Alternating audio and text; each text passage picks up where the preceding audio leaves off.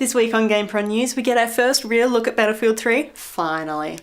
GDC names some big winners in San Francisco, while THQ causes some chaos with a publicity stunt for their upcoming action title, Homefront. Censorship is back in the headlines too, as Warner Bros. Announced their plans to appeal the Australian banning of Mortal Kombat, but Duke Nukem Forever sails past the censors in 2 countries without a scratch. The PlayStation 3 is under fire in Europe, Blizzard Entertainment celebrates a special birthday, and Magicka Vietnam takes wizards and spellcasting to the heart of the historic conflict.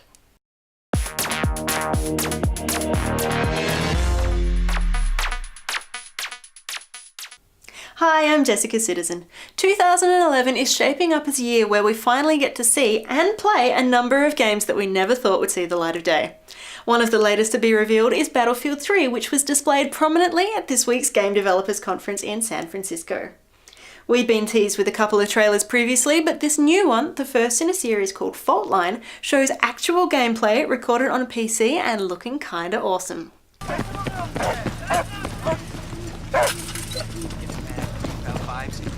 Make sure you have positive ID before you engage. ID your target.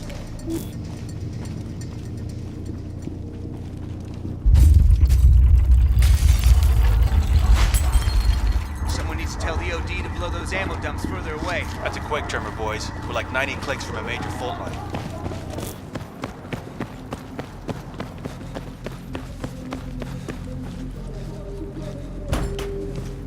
According to developers DICE, this first video intentionally looks kinda similar to some other games we've seen in recent times. A spokesman explains that the company wanted to show the world that they can do what everyone else was doing, before blowing that completely out of the water with what else they're capable of. The next Fault Line video is due on March 12th, and we're hoping it'll show just a little bit more of the Battlefield we know and love, and hopefully a glimpse of multiplayer. The game itself is due out by the end of the year. But Battlefield 3 was just one of the titles on show at the Game Developers Conference. Some of the world's greatest developers got together and discussed all sorts of exciting stuff. Among other things, we found out that Nintendo are working on a game simply titled Super Mario. It's set to bring everybody's favourite plumber to the 3DS. Of course. We also got our first glimpse at Ninja Gaiden 3, the new games coming from Mojang and Double Fine, and learned about the level creation suite to be included with Infamous 2. Epic Games showed off their next-gen Unreal Engine, and we found out a little bit more about what's in store with Sony's NGP. The conference is also home to the Game Developers Choice Awards and the Independent Games Festival Awards, and indie darling Minecraft walked away from both the big winner.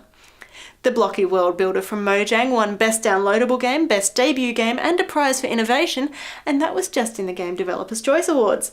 When it came time for the IGF prizes, it picked up 2 more, the audience favourite and the coveted Seamus McNally Grand Prize, and the $20,000 check.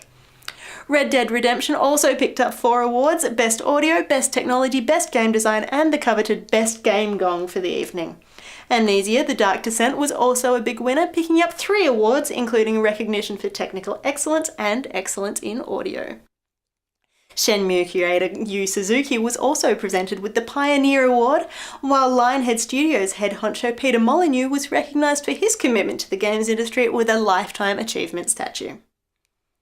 Also at GDC this week, THQ caused a bit of a ruckus with their latest stunt for upcoming action title Homefront.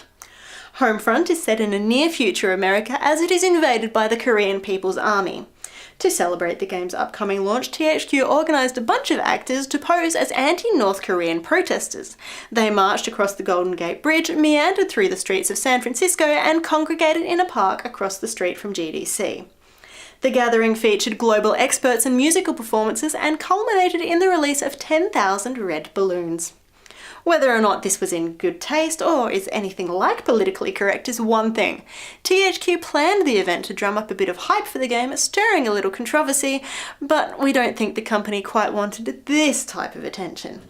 Rather than the protesters hitting the front page, it was the balloons that caused all of the fuss. You see, once they were released, they drifted through the sky and came gently to rest in the middle of San Francisco Bay. What ensued was some back and forth finger-pointing, name-calling, and environmentally minded locals getting more than a little bit upset. THQ finally admitted that the balloons were part of their promotion and that retailer GameStop had no involvement, despite their name being printed on each balloon. The balloons themselves were made from a 100% organic product and are 100% biodegradable, but following the backlash, THQ has organised a cleanup crew to remove any potential lingering debris from the bay. Last week, the reboot of Mortal Kombat was refused classification in Australia, effectively banning the game from sale in that country. We've now learned that publishers Warner Bros. Interactive Entertainment have reviewed both the gameplay and the board's original decision. The publisher feels that the game is on par with numerous other titles that have been released in Australia and has announced it is appealing the findings. A spokesperson explained the company wants to exhaust all options to make Mortal Kombat available to local fans. The game's creator, Ed Boon, posted to Twitter that his team at NetherRealm had to get the game finished early so that they could roll up their sleeves and make a rated E version for their friends down under. Thankfully, it hasn't quite gotten to that point yet, with Warner Bros. Submitting an identical version of the game to the board as part of the appeal process. They've announced that there is no intention to censor or modify the game, because if they did, a spokesman explained, then it wouldn't be Mortal Kombat. On the topic of censorship, everybody was surprised when Duke Nukem Forever sailed past the Australian Classification Board without any drama. He's just been approved by the American ESRB too, with the game granted a mature rating. This means it's considered appropriate for gamers over the age of 17, which makes sense when you read the lengthy summary provided for the game. The ESRB explains that aliens are often decapitated or dismembered when hit, and refers to sex toys, pictures of topless women, and jokes about colon cleansing.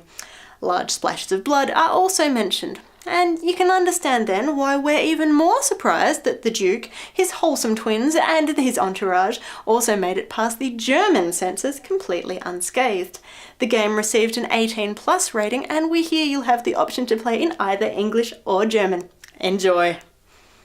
This week has been a tough one for Sony, as hardware giant LG won a preliminary injunction against the PlayStation manufacturer.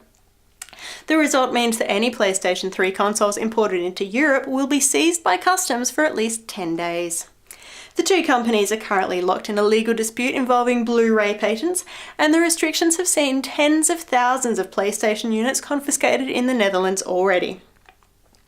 If you're in the UK and considering a PS3, act soon. British retailers may only have 2 or 3 weeks worth of stock, as Sony typically imports 100,000 units into the country each week. Now, Sony has the rights to appeal this decision, but LG also has the option to extend the ban. Meanwhile, the court is trying to determine whether or not the PS3 does infringe on LG's patents when it comes to playback of Blu-ray discs.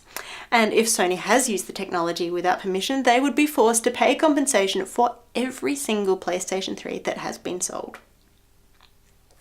In happier news, we would like to take this opportunity to wish a very happy birthday to Blizzard Entertainment, who turned 20 years old this week. The company, originally known as Silicon and Synapse, was formed by Mike Morhaime, Frank Pierce, and Alan Adam back in March 1991. They enjoyed great success just a few short years later with the release of Warcraft: Orcs and Humans. Hello everyone. Frank and I wanted to just send a message out to all of our players around the world, because today is a very special day for Blizzard Entertainment. The company turns 20 years old, which is absolutely incredible. When we first started the company back in 1991, there were just 3 of us, and we really just wanted to use this opportunity to thank you for all these years of support, because without you, we wouldn't be able to continue doing what we do. Alan chose to pursue a career in finance, but Frank and Mike are staying true to their gaming dreams, and what started as a 3-man operation has turned into one of the most successful interactive entertainment companies in the world.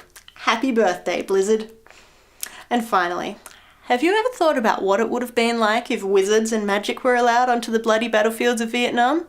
The developers at Arrowhead Studios admit they're probably the only people who've even considered the concept, but in the interest of preventing closed-minded gamers, their daydreams are now your virtual reality, with the announcement of Magicka Vietnam.